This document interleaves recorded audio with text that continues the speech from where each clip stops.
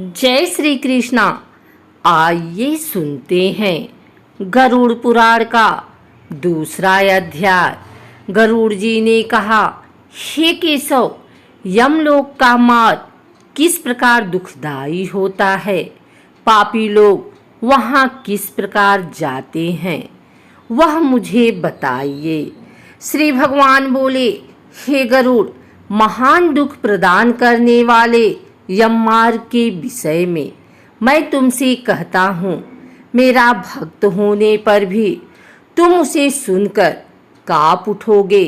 यम मार्ग में वृक्ष की छाया नहीं है जहाँ प्राणी विश्राम कर सके। उस यम मार्ग में अन्न आदि भी नहीं है जिनसे कि वह अपने प्राणों की रक्षा कर सके। हे खग, वहाँ कहीं जल भी नहीं दिखता जिसे अत्यंत त्रिशातुर वह जीव पी सके। वहाँ प्रलय काल की भांति 12 सूर्य तपते रहते हैं। उस मार्ग में जाता हुआ पापी कभी बर्फीली हवा से पीड़ित होता है तथा कभी कांटे चुभते हैं और कभी महाविषधर सर्पों के द्वारा डसा जाता है। वह पापी कहीं सिंहों, व्याघ्रों और भयंकर कुत्तों द्वारा खाया जाता है, कहीं बिच्छुओं द्वारा डसा जाता है और कहीं उसे आग से जलाया जाता है। तब कहीं अति भयंकर महान अशिपत्रवन नामक नरक में वह पहुँचता है, जो 2000 योजन विस्तार वाला कहा गया है। वह वन कौवों, उल्लुओं, बटों, गिद्धों, सर्गों तथा डांसों से व्याप्त है। उसमें चारों ओर दावाग्नि व्याप्त है। अशिपत्र के पत्तों से वह जीव उस वन में छिन्न भिन्न हो जाता है। कहीं अंधे कुएं में गिरता है, कहीं विकट पर्वत से गिरता है, कहीं छुरे की धार पर चलता है तो कहीं कीलों के ऊपर चलता है, कहीं घने अंधकार में गिरता है, कहीं उग्र उत्पन्न करने वाले जल में गिरता है, कहीं जोकों से भरे हुए कीचड़ में गिरता है तो कहीं जलते हुए कीचड़ में गिरता है, कहीं तपी हुई बालुका से व्याप्त और कहीं धधकते हुए ताम्रमय मार्ग, कहीं अंगार की राशि और कहीं अत्यधिक धुएं से भरे हुए मार्ग पर उसे चलना पड़ता है। कहीं अंगार की वृष्टि होती है, कहीं बिजली गिरने के साथ शिलावृष्टि होती है, कहीं रक्त की, कहीं शस्त्र की और कहीं गर्म जल की वृष्टि होती है, कहीं खारे कीचड़ की वृष्टि होती है। मार्ग में कहीं गहरी खाई है, कहीं पर्वत शिखरों की चढ़ाई है और कहीं कंदराओं में प्रवेश करना पड़ता है। वहाँ मार्ग में कहीं घना अंधकार है तो कहीं दुख से चढ़ी जाने योग्य शिलाएं हैं, कहीं मवाद, रक्त तथा विष्ठा से भरे हुए तालाब हैं। यम मार्ग के बीचों बीच अत्यंत उग्र और घोर बैतरनी नदी बहती है। वह देखने पर दुखदायिनी हो तो क्या आश्चर्य, उसकी वार्ता ही भय पैदा करने वाली है। वह 100 योजन चौड़ी है। उसमें पीप, मवाद और शोणित रक्त बहते रहते हैं। हड्डियों के समूह से तट बने हैं, अर्थात उसके तट पर हड्डियों का ढेर लगा रहता है। मांस और रक्त के कीचड़ वाली वह नदी दुख से पार की जाने वाली है। अथाह गहरी और पापियों द्वारा दुखपूर्वक पार की जाने वाली यह नदी केश रूपी सिवार से भरी होने के कारण दुर्गम है। वह विशालकाय ग्रहों से व्याप्त है और सैकड़ों प्रकार के घोर पक्षियों से आवृत है। हे गरुड़, आए हुए पापी को देखकर वह नदी ज्वाला और धूम से भरकर कड़ाह में रखे घृत की भांति खौलने लगती है। वह नदी सुई के समान मुख वाले भयानक कीड़ों से चारों ओर व्याप्त है। वज्र के समान चोंच वाले बड़े बड़े गिद्ध एवं कौओं से घिरी हुई है।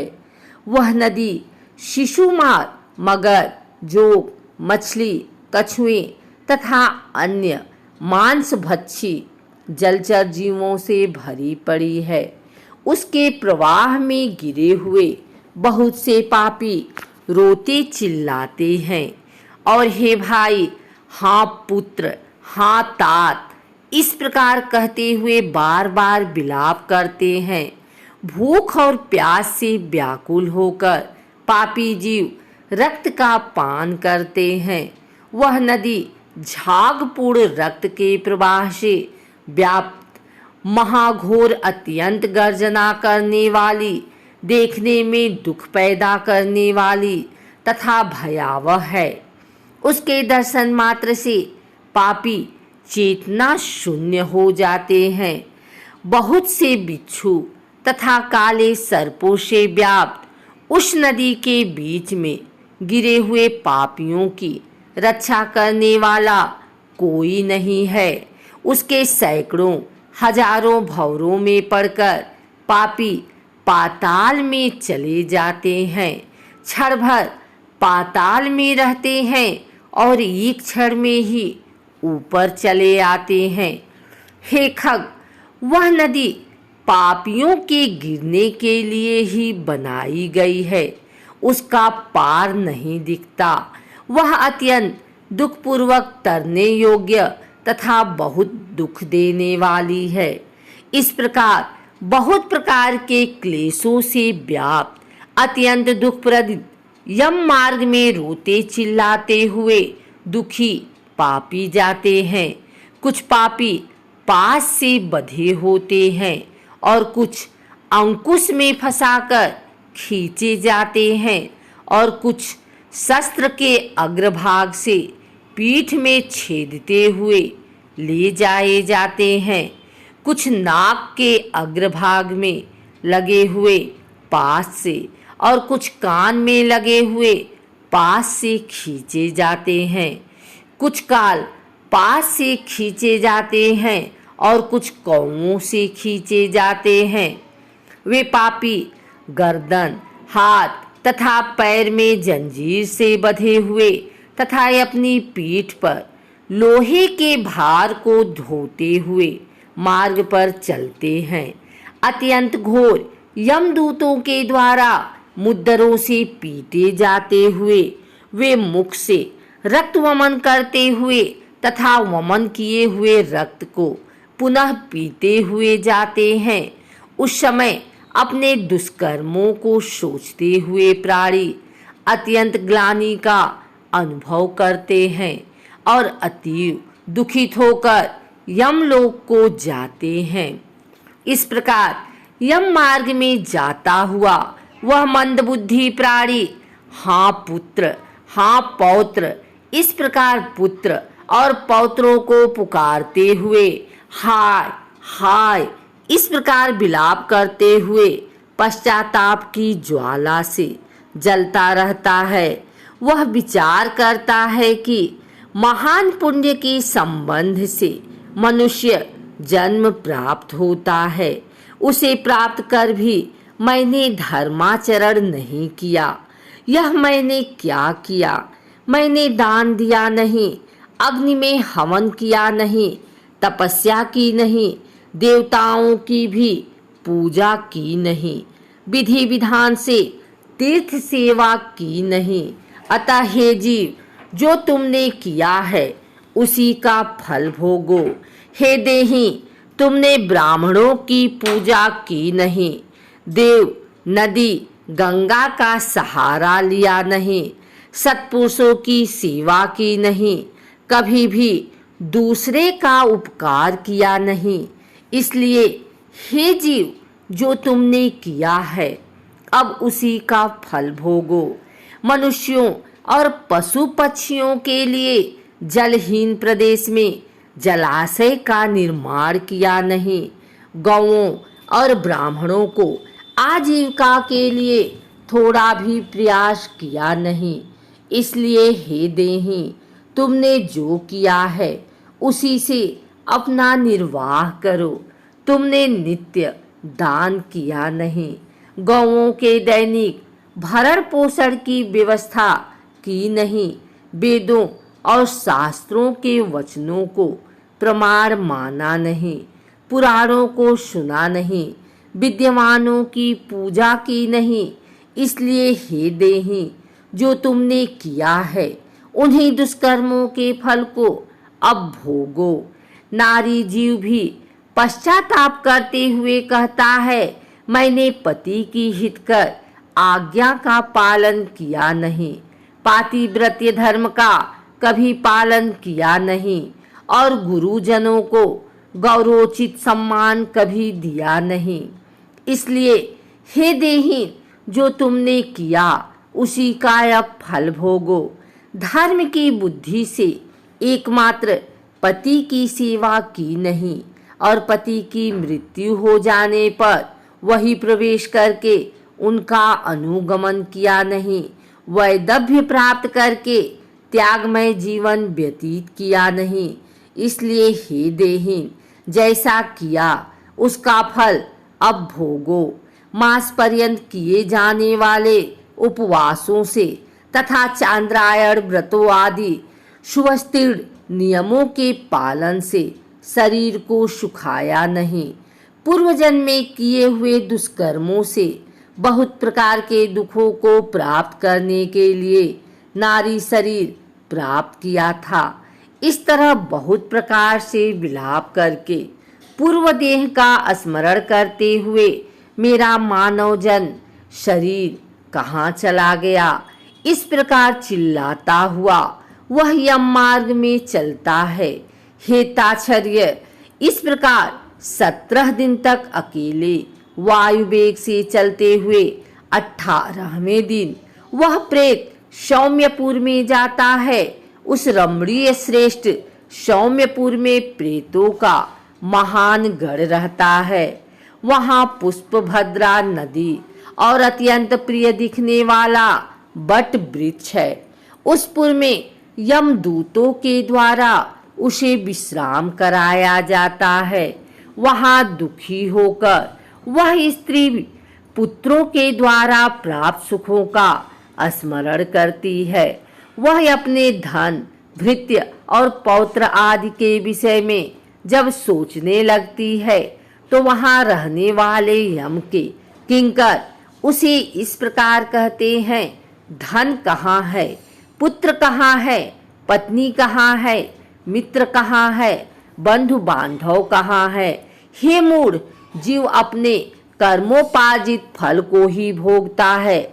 इसलिए सुदीर्घ काल तक इस यम मार्ग पर चलो। हे परलोक के राही, तू यह जानता है कि राहगीरों का बल और संबल पाथेय ही होता है, जिसके लिए तूने प्रयास तो किया नहीं। तू यह भी नहीं जानता था कि तुम्हें निश्चित ही उस मार्ग पर चलना है और उस रास्ते पर कोई भी लेन देन हो नहीं सकता। यह मार्ग के बालकों को भी विदित रहता है। हे मनुष्य, क्या तुमने इसे सुना नहीं था? क्या तुमने ब्राह्मणों के मुख से पुराणों के वचन सुने नहीं थे? इस प्रकार कहकर मुद्दरों से पीटा जाता हुआ वह जीव गिरते पड़ते दौड़ते हुए बलपूर्वक पासों से खींचा जाता है। यहाँ स्नेह अथवा कृपा के कारण पुत्र पौत्रों द्वारा दिए हुए मासिक पिंड को खाता है। उसके बाद वह जीव शौर्यपुर को प्रस्थान करता है। उस शौर्यपुरी में काल के रूप को धारण करने वाला जंगम नामक राजा रहता है। उसे देखकर वह जीव भयभीत होकर विश्राम करना चाहता है। उस पुर में गया हुआ वह जीव अपने स्वजनों के द्वारा दिए हुए त्रैपाक्षिक अन्न जल को खाकर उस पुर को पार करता है। उसके बाद शीघ्रतापूर्वक वह प्रेत नगेंद्र भवन की ओर जाता है और वहां भयंकर वनों को देखकर दुखी होकर रोता है। दया रहित दूतों के द्वारा खींचे जाने पर वह बार बार रोता है और 2 मासों के अंत में वह दुखी होकर वहां जाता है। बांधवों द्वारा दिए गए पिंड, जल, वस्त्र का उपभोग करके यम किंकरों के द्वारा पास से बार बार खींचकर पुनः आगे ले जाया जाता है। तीसरे मास में वह गंधर्व नगर को प्राप्त होता है और वहां त्रैमासिक पिंड खाकर आगे चलता है। चौथे मास में वह शैलागमपुर में पहुंचता है और वहां प्रेत के ऊपर बहुत अधिक पत्थरों की वर्षा होती है। वहां चौथे मासिक पिंड को खाकर वह कुछ सुखी होता है। उसके बाद 5वें महीने में वह प्रेत क्रौचपुर में पहुंचता है। क्रौचपुर में स्थित वह प्रेत वहां बांधवों द्वारा हाथ से दिए गए 5वें मासिक पिंड को खाकर आगे क्रूरपुर की ओर चलता है। 5.5 मास के बाद बांधवों द्वारा प्रदत्त उन 60 वार्षिक पिंड और घटदान से तृप्त होकर वह वहां आधे मुहूर्त तक विश्राम करके यमदूतों के द्वारा डराए जाने पर दुख से कांपता हुआ उस पुर को छोड़कर चित्रभवन नामक पुर को जाता है, जहां यम का छोटा भाई विचित्र नाम वाला राजा राज्य करता है। उस विशाल शरीर वाले राजा को देखकर जब वह जीव डर से भागता है, तब सामने आकर कैवर्त धीवर उससे यह कहते हैं, हम इस महावैतरणी नदी को पार करने वालों के लिए नाव लेकर आए हैं। यदि तुम्हारा इस प्रकार का पुण्य हो तो इसमें बैठ सकते हो। तत्वदर्शी मुनियों ने दान को ही वितरण कहा है। यह बैतरणी नदी वितरण के द्वारा ही पार की जा सकती है, इसलिए इसको बैतरणी कहा जाता है। यदि तुमने बैतरणी गौ का दान किया हो तो नौका तुम्हारे पास आएगी, अन्यथा नहीं। उनके ऐसे वचन सुनकर प्रेत हाँ देव ऐसा कहता है। उस प्रेत को देखकर वह नदी खौलने लगती है और उसे देखकर प्रेत अत्यंत क्रंदन करने लगता है। जिसने अपने जीवन में कभी दान ही नहीं किया, ऐसा पापात्मा उसी बैतरणी में डूबता है। तब आकाश मार्ग से चलने वाले दूत उसके मुख में कांटा लगाकर बंसी से मछली की भांति उसे खींचते हुए पार ले जाते हैं। वहां पांडमासिक पिंड खाकर वह अत्यधिक भूख से पीड़ित होकर विलाप करता हुआ आगे के रास्ते पर चलता है। 7वें मास में वह ब्रहापतपुर को जाता है और वहां अपने पुत्रों द्वारा दिए हुए सप्तक मासिक पिंड को खाता है। हे पक्षी राज गरुड़, उस पुर को पार कर वह दुखद नामक पुर को जाता है। आकाश मार्ग से जाता हुआ वह महान दुख प्राप्त करता है। वहां 8वें मास में दिए हुए पिंड को खाकर आगे बढ़ता है और 9वां मास पूर्ण होने पर नाना क्रंदपुर को प्राप्त होता है। वहां क्रंदन करते हुए अनेक भयावह क्रंद गढ़ों को देखकर स्वयं शून्य हृदय वाला वह जीव दुखी होकर आक्रंदन करने लगता है।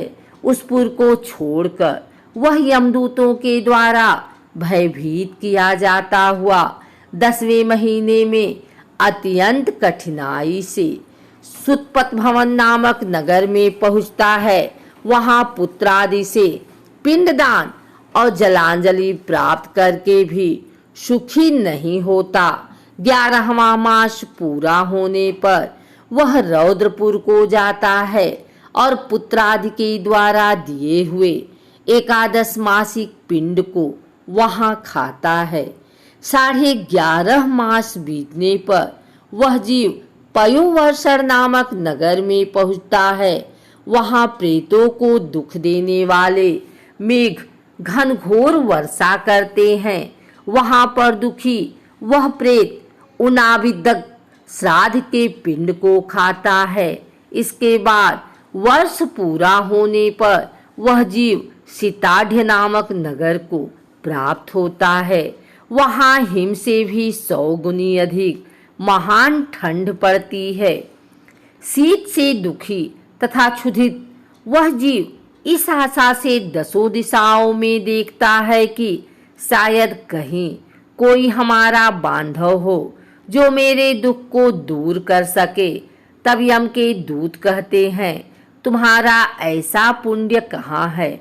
फिर वार्षिक पिंड को खाकर वह धैर्य धारण करता है।